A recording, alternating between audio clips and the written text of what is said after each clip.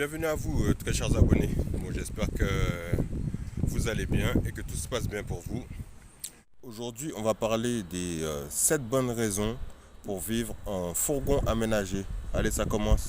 À tout de suite. N'oubliez pas, comme d'habitude, abonnez-vous, appuyez sur la cloche de notification et surtout, partagez.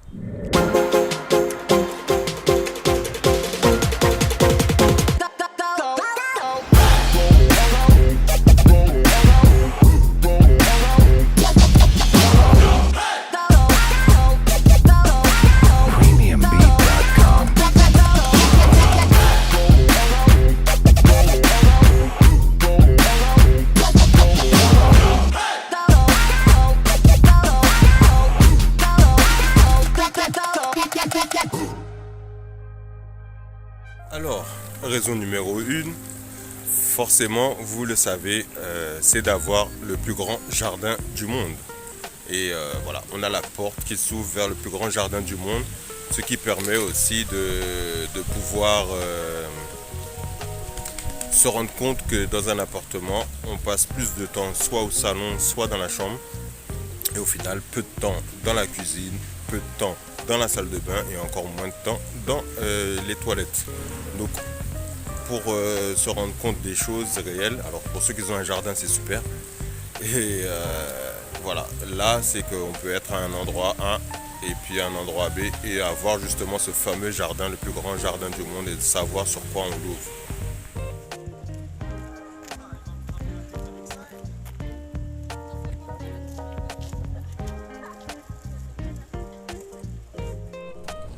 Donc le point numéro 2, c'est de pouvoir faire pas mal d'économies, c'est-à-dire de pouvoir avoir zéro loyer à payer, juste quelques charges, donc le gaz et puis l'assurance du véhicule ainsi que l'essence. Hormis ça, il n'y a pas grand-chose, étant donné qu'avec des panneaux solaires, on a l'électricité et le fait de rouler, ça nous permet d'avoir justement encore plus d'électricité. Donc je pense qu'il n'y a pas photo là-dessus. Si vous voulez économiser de l'argent, c'est le bon procédé pour pouvoir réussir dans ce système-là. Donc je vous dis à tout de suite et on passe au numéro 3. Bien sûr, avant de passer au point numéro 3, il faut savoir qu'il y a encore une fois, je vous le dis, il y a ces galères. Vous pourrez voir dans une autre vidéo où est-ce que j'ai dû attendre au moins 3 heures pour pouvoir avoir de l'essence.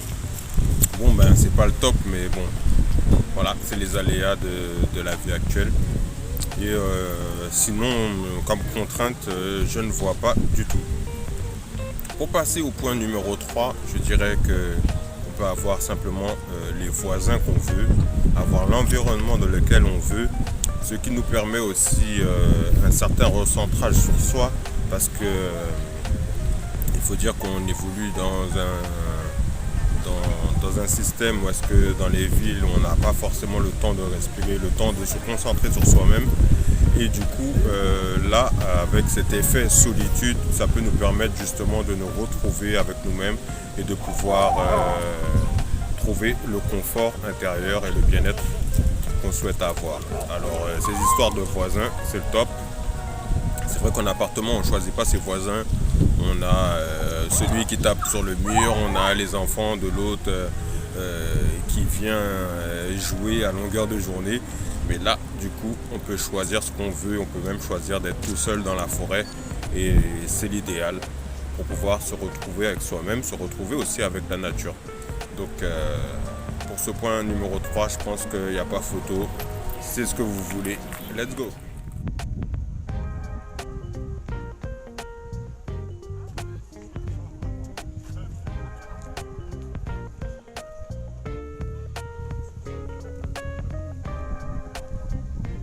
Pour le point numéro 4, du coup, on a ce fameux côté minimalisme, parce qu'on se rend bien compte qu'on ne peut pas rentrer tout un appartement dans un fourgon aménagé. Et c'est à ce moment-là qu'on passe à l'essentiel, à tout ce qui est vraiment essentiel dans la vie et qu'on fait un peu de place dans nos affaires. Et du coup, comme vous le savez, ça revient aussi un peu à l'autre point parce qu'au final, notre environnement, ça nous permet d'être mieux.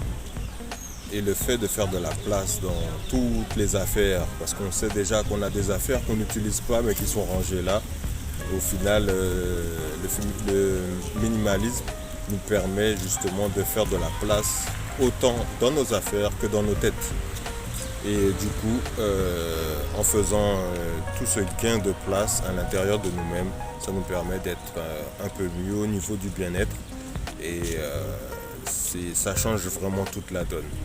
Donc se débarrasser des choses inutiles et pouvoir justement, entre guillemets, sacraliser ce qui est important et voilà, sacraliser, donc le rendre sacré quoi en fait. Et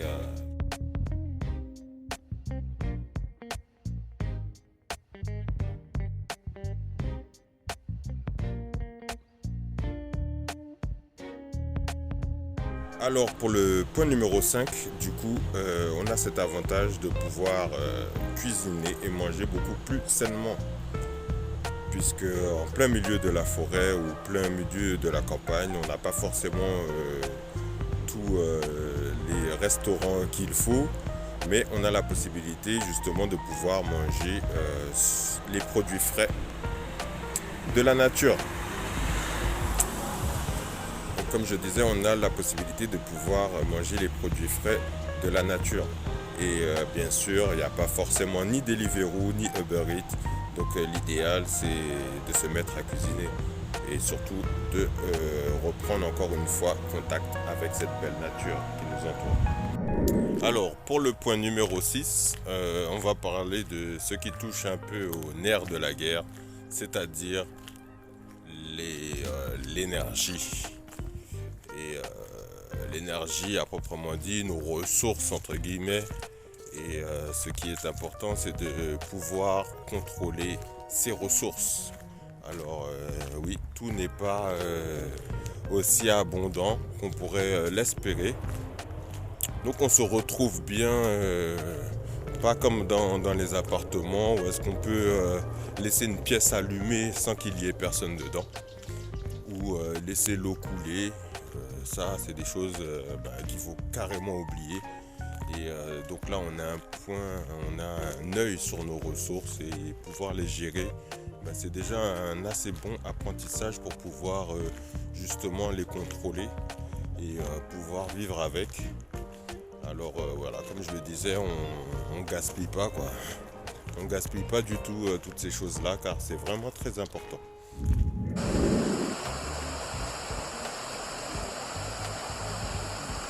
Bon, vous avez sûrement remarqué aussi que la tenue vestimentaire a changé un petit peu parce que justement il fait beaucoup plus frais et voilà, le soleil n'est pas toujours là, un temps c'est la pluie, un temps c'est le soleil et du coup il faut un peu se mettre en condition.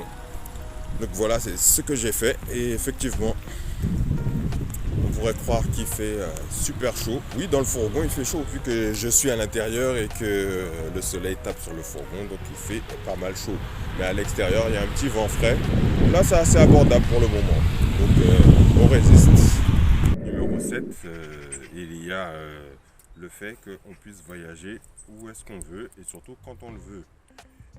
Ce qui est un peu différent par rapport à lorsqu'on part en vacances, on est obligé de regarder l'hébergement à côté et de l'autre côté regarder de quoi y aller. Et c'est un peu compliqué étant donné qu'au final on se retrouve avec plusieurs frais alors que là on peut aller où on veut, quand on veut. Le seul hic c'est que c'est le facteur temps. Il faudrait avoir justement le temps pour pouvoir aller là où est-ce qu'on veut et voilà, pas déborder sur un certain timing qui serait voilà, un peu le ting comme on vient d'entendre, une sorte de timing, une sorte de cloche qui ferait que bon, hop là, c'est l'heure, on doit y aller parce qu'il faut aller bosser ou il faut rentrer pour ci ou pour ça, ou les vacances sont finies. Non, là les vacances c'est tout le temps. Et c'est pour ça que pour ceux qui sont intéressés pour la van life, il faudrait pouvoir avoir le temps et vivre avec un business en ligne pour pouvoir vivre tout en voyageant en même temps.